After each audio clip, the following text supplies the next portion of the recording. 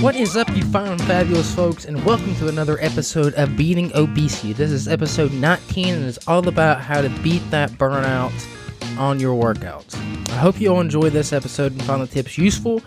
If you can also go to timmaynardfitness.com and get your free ebook, What to Actually Eat. Just scroll down to the homepage and enter your first name and email.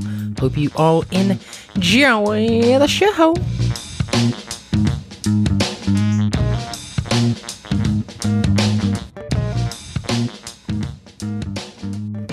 Well, hello, you fine and fabulous folks, and welcome to another wonderful episode of Beating Obesity.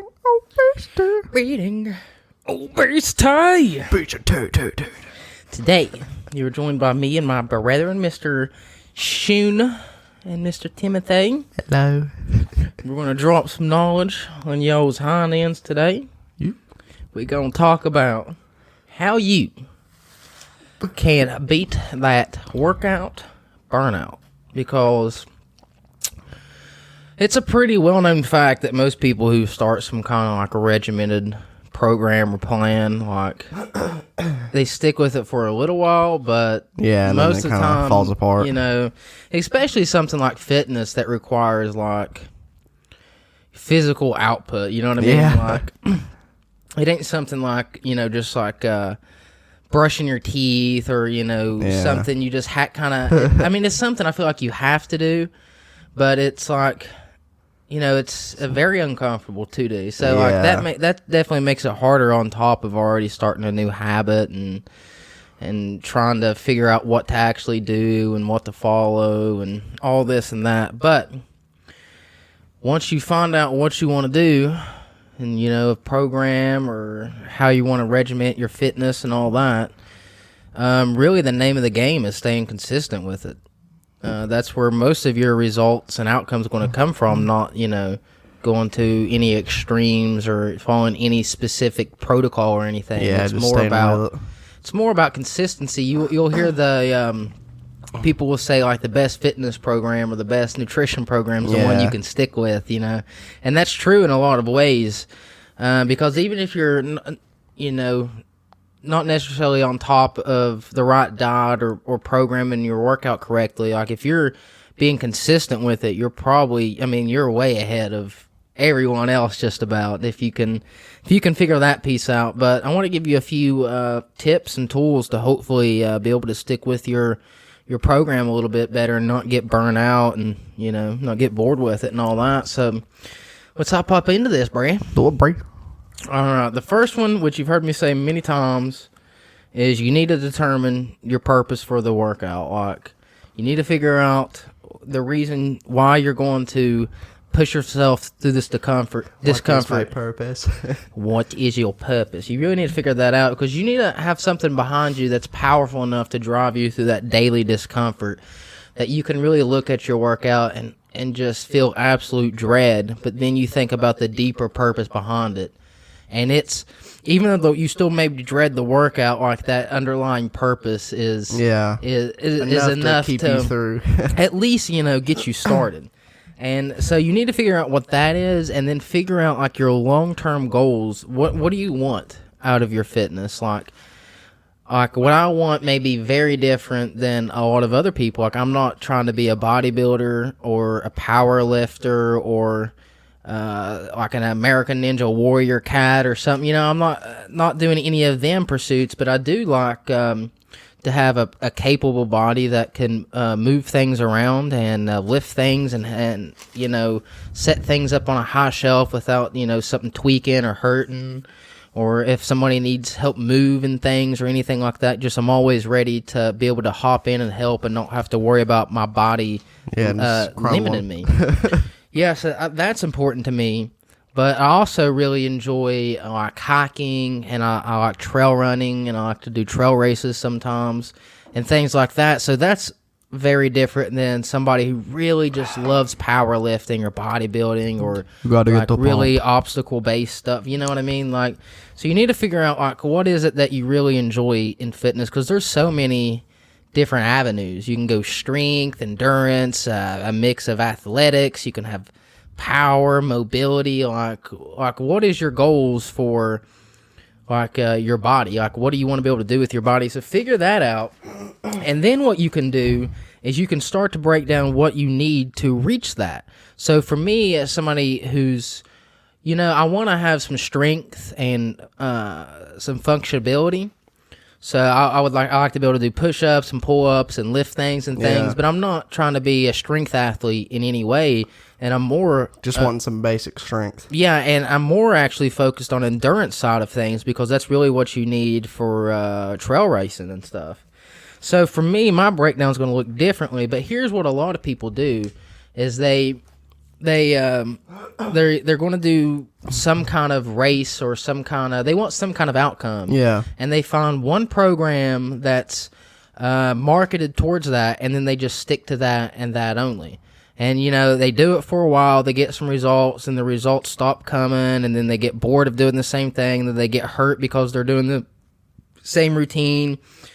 But what you really need to do, and this will help with the burnout a lot, I think, is periodize your training.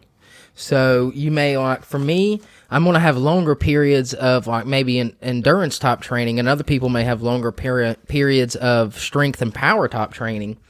But I may do an endurance phase where I'm doing mainly with my weights. I'm doing circuit style weightlifting, so I'm not taking many breaks, and I'm doing it in a quick manner.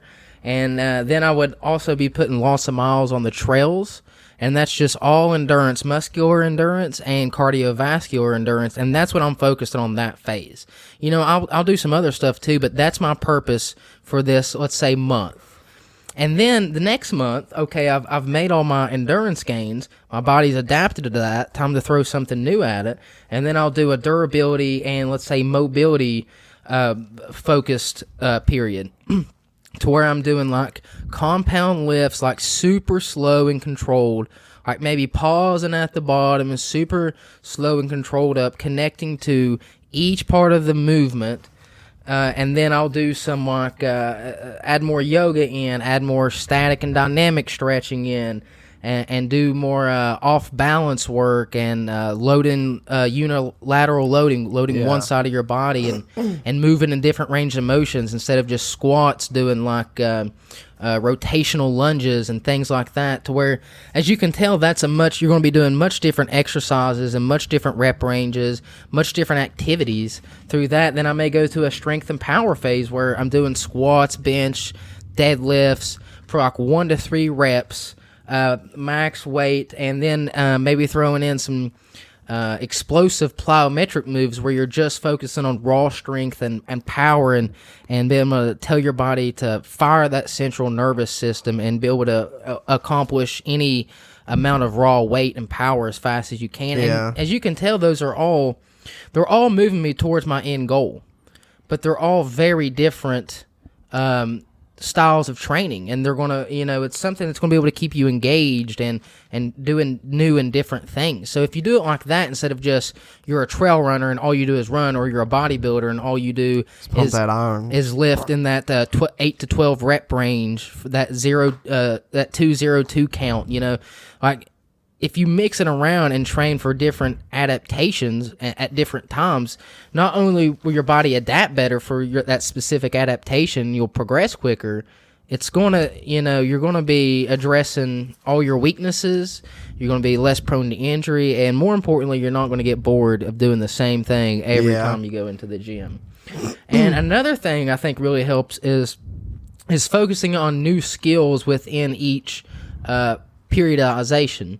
So let's say you're doing a power and strength phase, you may learn some new Olympic lifts. Those take a lot of skill. You have to really learn how to move your body. They got a very specific form they do. If you're doing a clean and press, that requires your entire body to move in a very specific way. And that's a skill to where it's not just like you're going into the gym and shutting your mind off and repping out, repping out curls or something. You're like very, very in tune with each individual movement, and you're working on it, and you're working on your mechanics. And it's a whole different mindset than just build muscle or burn fat. You're working on skills, and then maybe during your some of your more endurance phases, you try trail running and really learn a new running form and learn how to get your gait ready, and maybe you try some rock climbing and things like that. That's really grip and lat focused, but in an endurance way. And just things you can that engage you, that you're learning and trying new skills. They're not just necessarily exercises, but skills you can apply your fitness towards. And I think that makes it a lot funner. And another thing that really helps is not pushing yourself too fast. A lot of people want to lose weight or gain muscle, so they pick the most extreme weight loss program or the most extreme regardless, it takes time.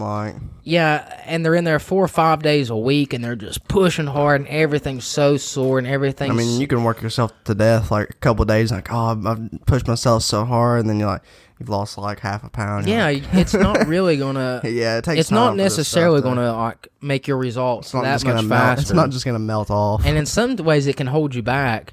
And there's just so many people. I think people get discouraged more than they do. Like, I think they're like, so oh man, I've pushed myself so hard, and I ain't getting no results. And they're just like, screw a bunch of this. I'm done with all this crap. It's just not worth it. Like, I'm so sore, I can't sit down on the toilet to poop. Like getting out of my chair is just miserable, and you're like, if this is what's ahead of me, like, screw this. Not only does the workout is sucking a bane of my existence, but then I just feel like crap the rest of the time.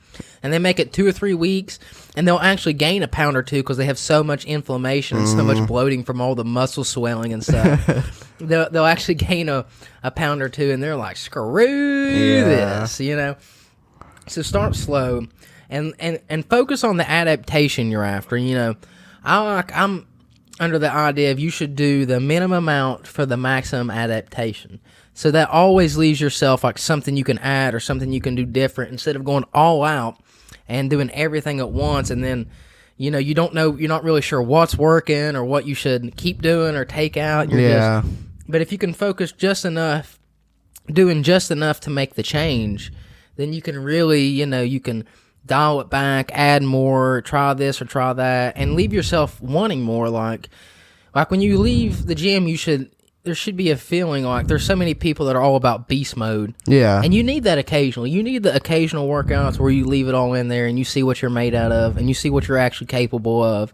But most of the time, you need to do just enough to get your body to adapt to what you're trying to get it to adapt to.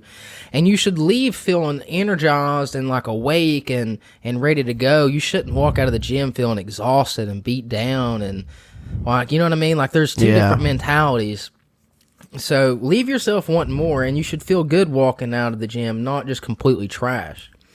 And I think another thing is find something to train for. Like, give yourself something to look forward to and give yourself some extra motivation. And you can get trapped in this as far as like you're always having to train for something because you're just never motivated to work out for the sake of working out. But, give yourself a trail race you're working towards, or an obstacle race, or a powerlifting meet, or... What's those one things called you used to tell me about, like the races at the Empire State Building or whatever? Oh, stair climbing races. Yeah, them things are brutal. That's what you need to train for, Bray. An ultra stair race. Nah. See what you made up. But, there's those like mountaintop games where you're throwing rocks and stuff like. We went to the mountain games. There's all kinds of stuff like that, and just these different activities that challenge you in different ways, and they give you something to look forward to, and give you a little fire under your seat and something to motivate yourself to. And also, it's something to hold you accountable to, because if you've already paid for that race, you've already spent the money, you have it on the calendar. Let's say you're going to race it with somebody, so they're counting on you being there.